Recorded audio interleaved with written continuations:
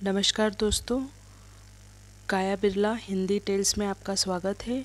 आज की कहानी का शीर्षक है शैतान के 3 सोने के बाल। बहुत पुराने समय की बात है। एक बहुत गरीब औरत ने एक सुंदर बेटे को जन्म दिया।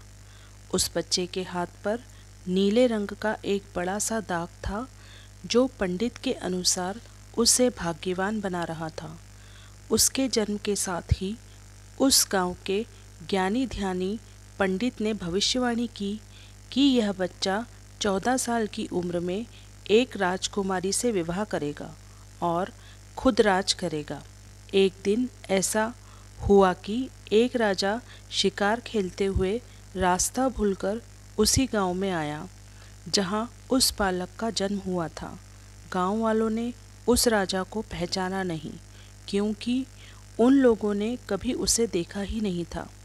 गांव के एक बूढ़े ने बातों बातों में राजा को बताया कि कुछ दिनों पहले उनके गांव में एक ऐसा बच्चा पैदा हुआ है जो 14 साल की अवस्था में इस राज्य के राजा की लड़की से विवाह करेगा।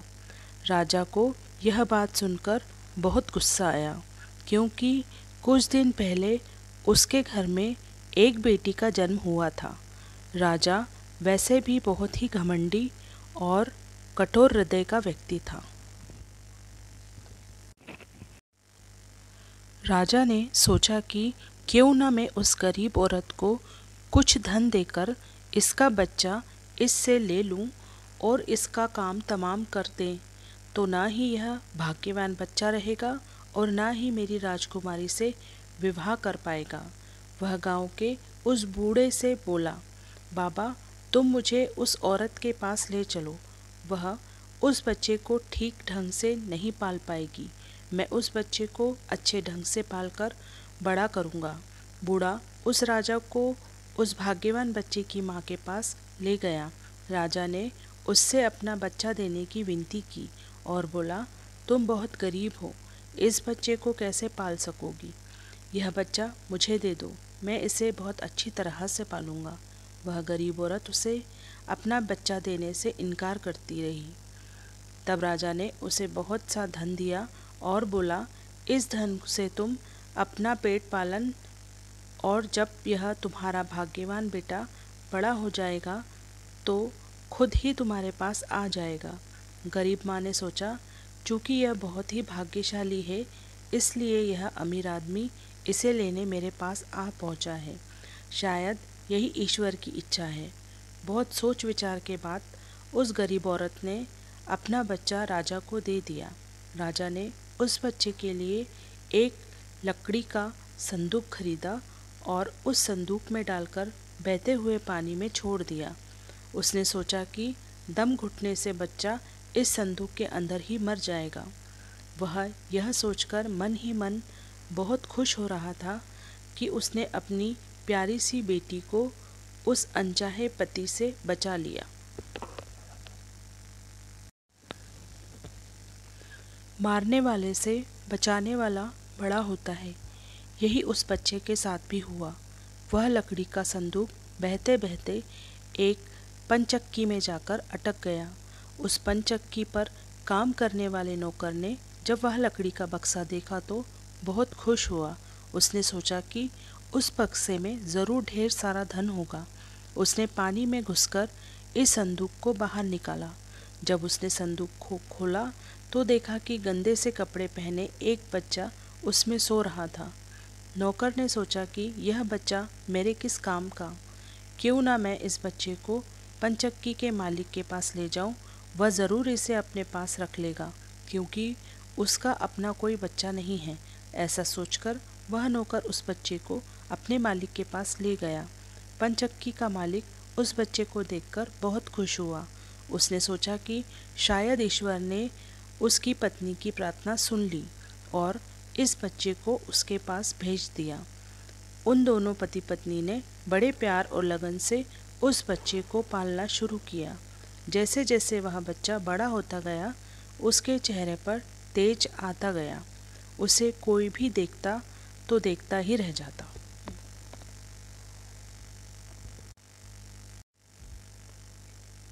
एक दिन एक घटना ऐसी घटी जिसने उस बच्चे को जन्म के समय ही भविष्यवाणी को सच्चा सिद्ध कर दिया। राजा किसी काम से उसी रास्ते से बाहर जा रहा था जिस रास्ते पर वह पनचक्की थी। रास्ते में अचानक बहुत बड़ा तूफान आ गया तो राजा को उसी पनचक्की के पास रुकना पड़ा। राजा ने उस सुंदर से युवक को दुकान पर बैठे देखा तो उस पनचक्की के मालिक से पूछा, क्या यह तुम्हारा बेटा है? यह तो बहुत ही सुंदर है। चक्की का मालिक बोला, यह मेरा बेटा ही है, क्योंकि हमने ही इसे पाल पोसकर बड़ा किया है। आज से करीब 14 साल पहले यह बच्चा हमें एक लकड़ी के संदूक में मिला था। राजा को पुरानी बातें एकदम ताज़ा हो गई। उसे चक्की के मालिक की बात सुनकर बहुत आश्चर्य हुआ कि वह बच्चा जिसे वह अब तक मरा हुआ समझ रहा था अभी तक जिंदा है। उसने उस लड़के को ख़त्म करने की तरकीब फिर सोची। वह पनचक्की के मालिक से बोला, क्या आप इस लड़के को मेरा एक काम करने की आज्ञा दे सकते हैं? मैं रानी के पास एक पत्र भिजवाना चाहता हूँ। यह वह पत्र बहुत ही ज़रूरी है। मैं इस काम के लिए इसे सोने के 2 सिक्के दूंगा। लड़के ने फौरन हाँ कर दी और चक्की का मालिक भी उसे भेजने के लिए तैयार हो गया। राजा ने झट से अपनी रानी को एक पत्र लिखा। उसने लिखा, जैसे ही यह लड़का तुम्हारे पास मेरा यह पत्र लेकर पहुँचे, तुम इसे मरवा देना और महल से दूर दफना भी देना। यह सब कुछ मेरे पास आने से पहले हो जाना चाहिए। इतना लिखने के बाद उसने मुंह बंद वह पत्र उस लड़के को दे दिया।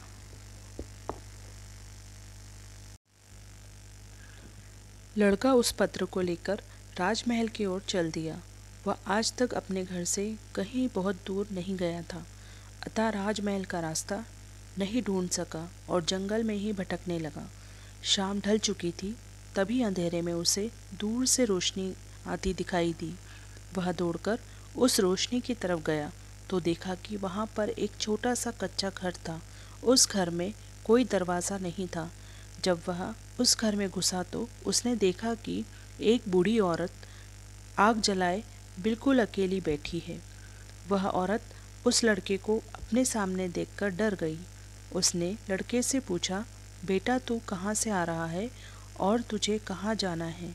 लड़के ने जवाब दिया, मैं पास के गांव की पनचक्की से आ रहा हूँ और रानी माँ को यह खत देने जा रहा हूँ, पर मैं इस जंगल में अपना रास्ता भूल गया हूँ। रास्ता ढूंढते ढूंढते शाम हो गई। अंधेरे में मुझे यही घर दिखाई दिया, इसलिए मैं रात गुजारने के लिए यहाँ आ गया। उस बूढ़ी औरत को उस लड़के पर बहुत दया आई, क्योंकि वह डाकुओं को ठहरने की जगह थी और वह बूढ़ी औरत उन डाकुओं की नौकरानी थी। उसे डर था कि अगर डाकुओं ने उसे देख लिया तो उसे मार डालेंगे।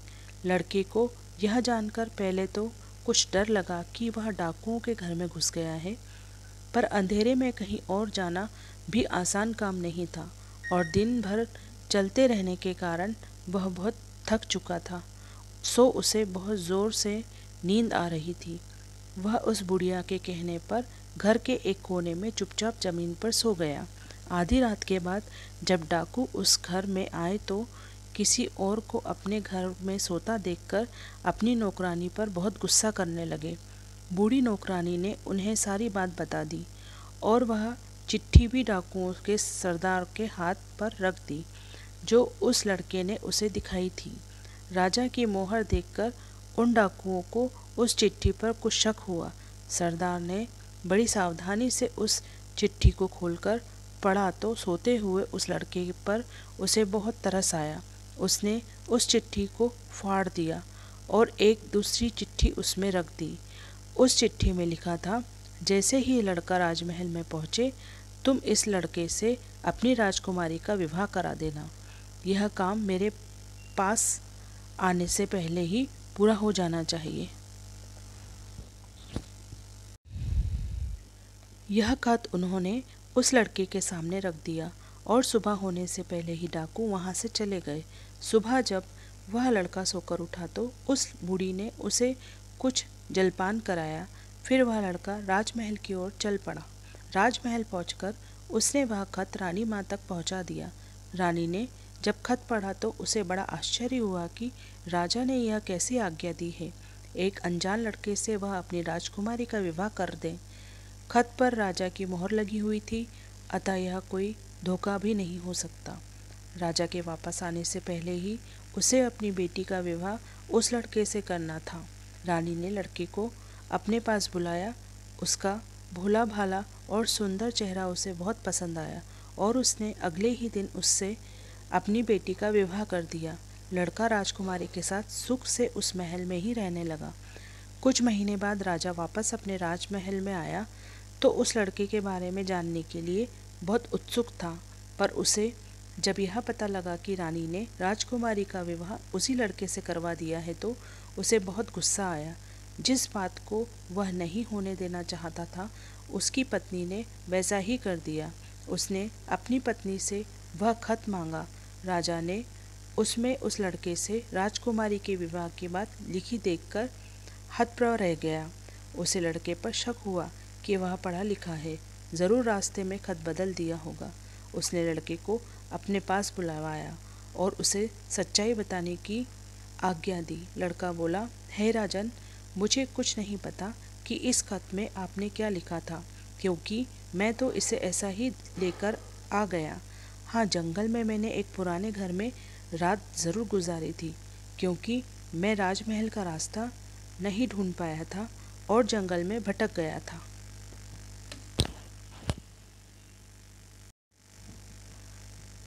राजा को उस लड़के की बात पर विश्वास नहीं हुआ।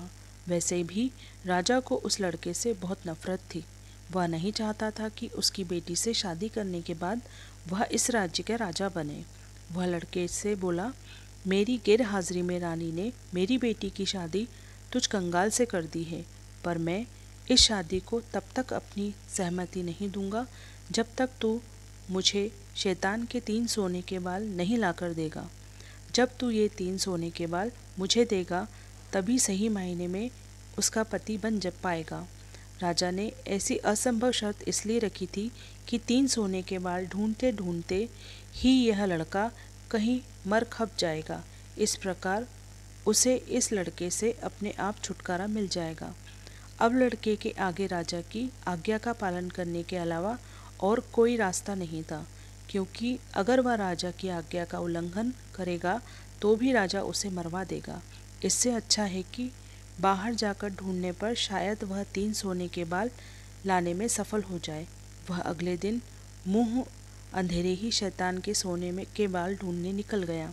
चलते चलते वह एक बड़े शहर में पहुंचा। शहर की सीमा पर एक बड़ा सा गेट था, जिस पर हथियारबंद सिपाही पहरा दे रहे थे। सिपाही ने उस लड़के से पूछा, यह तुम्हारा क्या काम है? क्या तुम कुछ समझते हो, जानते हो? लड़का बोला, मैं सब कुछ समझता और जानता हूँ। सिपाही बोला, अगर तुम सब कुछ जानते हो तो हम पर भी एक मेहरबानी करो। हमें भी बताओ कि शहर की सीमा पर यह जो कुआं है, पहले इसमें मीठा पानी निकलता था, पर अब इसमें पानी ही नहीं है। यह सूख गया है, क्यों? लड़का बोला, अभी तुम थोड़ा सब्र करो। जब मैं अपना काम खत्म करके वापस आऊँगा तो तुम्हें बताऊँगा। इतना कहकर वह गेट से निकलकर आगे गया। उसके बाद वह दूसरे शहर के बड़े से गेट के पास पहुंचा तो वहां पर भी एक हथियारबंद सिपाही पहरा दे रहा था। उस सिपाही ने भी उस लड़के से पहले वाले सिपाही जैसा सवाल पूछा तो लड़के ने उसे भी यही जवाब दिया। सिपाही बोला, अगर तुम सब कुछ समझते हो और जानते हो तो कृपा करके मुझे इतना बताओ कि इस शहर की सीमा पर जो सेब का पेड़ लगा है उसमें पहले सोने के सेब लगते थे, पर अब यह पूरी तरह सूख गया है। अब इसमें पत्तियां भी नहीं लगती।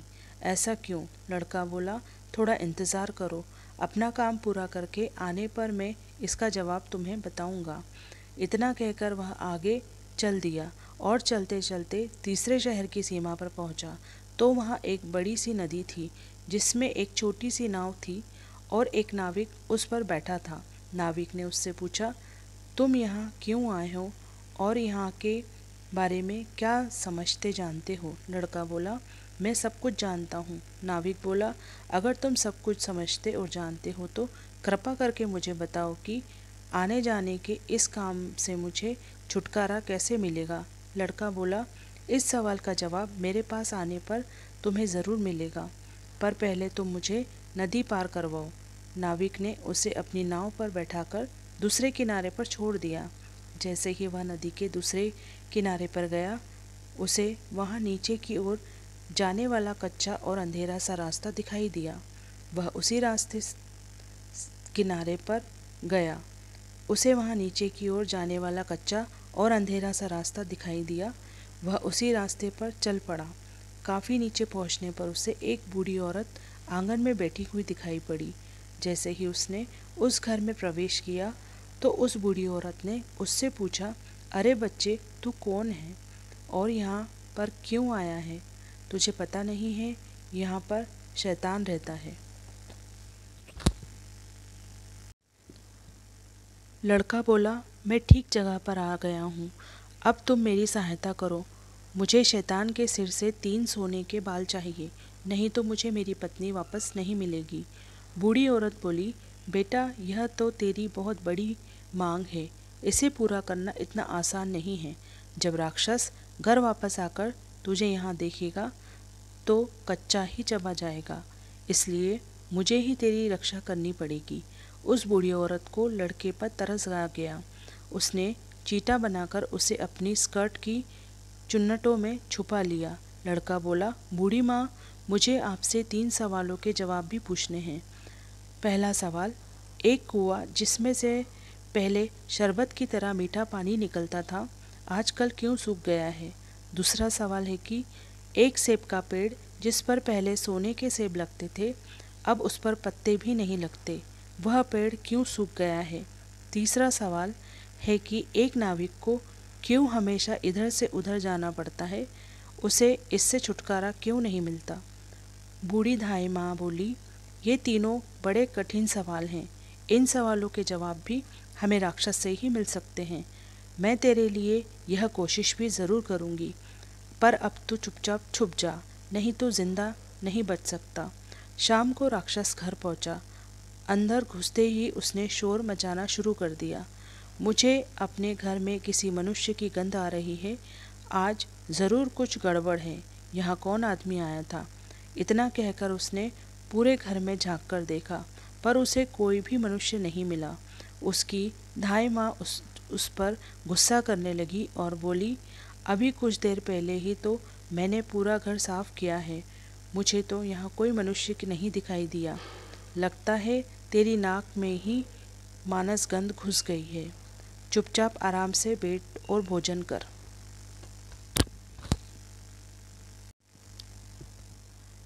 राक्षस को जब कोई मनुष्य नहीं मिला तो उसे अपनी धाई माँ की बात पर विश्वास करना पड़ा। वह चुपचाप खाना खाकर वहीं ज़मीन पर बिछी हुई बड़ी सी चटाई पर लेट गया। लेटते ही उसे नींद आ गई।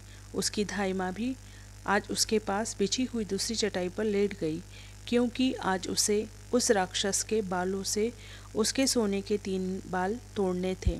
जब राक्षस नींद में जोर जोर से खर्राटे लेने लगा तो धाई माँ ने उसके सिर से सोने का एक बाल उखाड़ लिया। राक्षस दर्द से करहा उठा। ओ माँ, तू यह क्या कर रही है? मेरे बाल क्यों खींच रही है?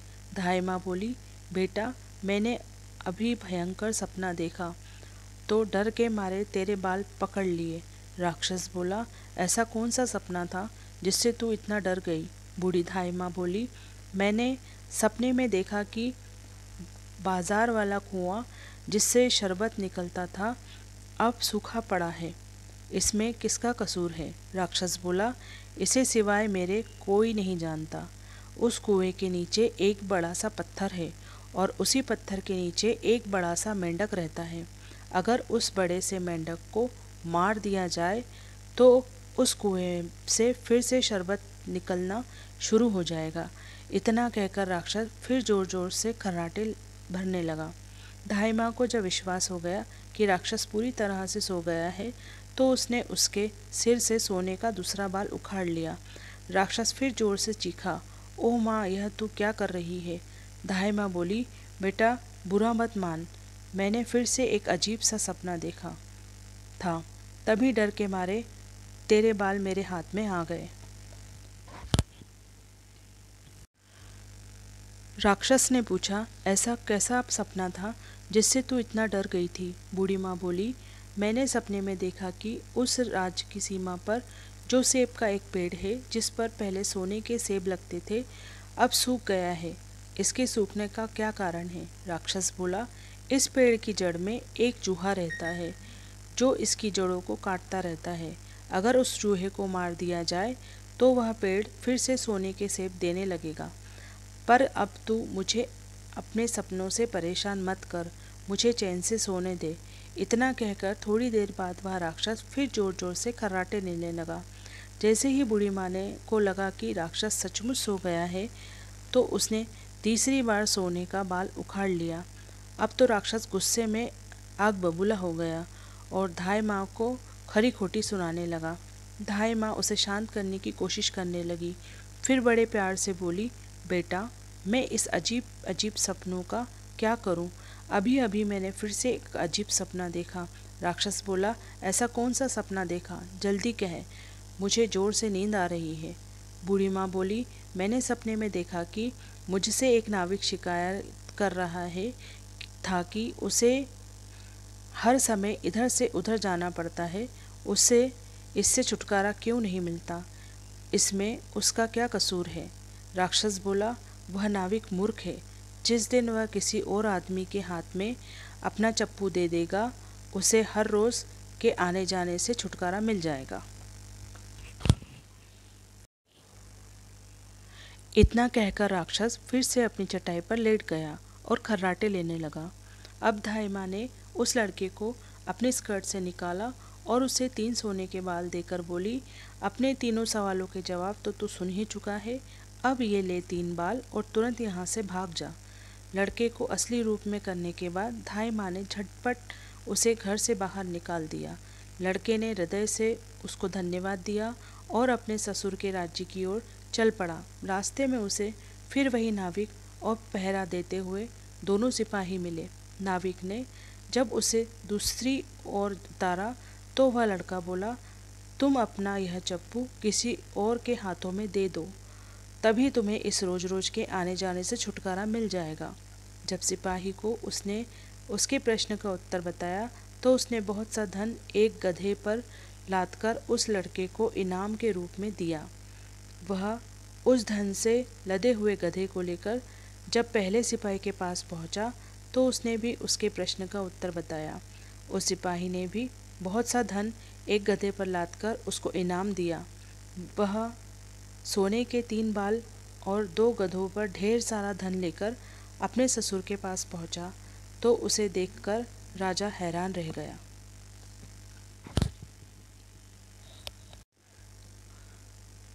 तीनों बाल और धन से भरे हुए 2 गधों को देखकर राजा ने उससे पूछा, तुम्हें यह इतना ढेर सारा धन कहाँ से मिला?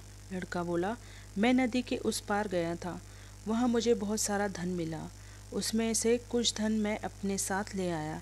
राजा को लालच आ गया। वह लड़के से बोला, क्या मैं भी नदी के उस पार से तुम्हारी तरह कुछ धन ला सकता हूँ? लड़का बोला, क्यों नहीं। उस नदी में नाव पर एक नाविक बैठा है जो अपनी नाव से आपको उस पार ले जाएगा, पर आप उसका चप्पू उससे लेकर नाव को खुद चलाएंगे तो नदी की दूसरी ओर पहुंचकर ढेर सारा धन ले पाएंगे। लालची राजा इतना सुनकर नदी की ओर चल पड़ा। वहाँ सचमुच ही एक छोटी सी नाव पर एक नाविक बैठा था। राजा उस नाविक के पास गया और उसके हाथ से उसका चप्पू लेकर खुद नाव चलाने लगा। अब उस नाविक को रोज के आने जाने से छुटकारा मिल गया और राजा को उस नाविक की जगह हर समय नाव पर इधर से उधर जाने की सज़ा मिली। इसी के साथ ये कहानी समाप्त होती है। अगर ये कहानी आपको अच्छी लगी हो तो कहानी को लाइक कीजिए, मेरे चैनल को सब्सक्राइब कीजिए। Thank you.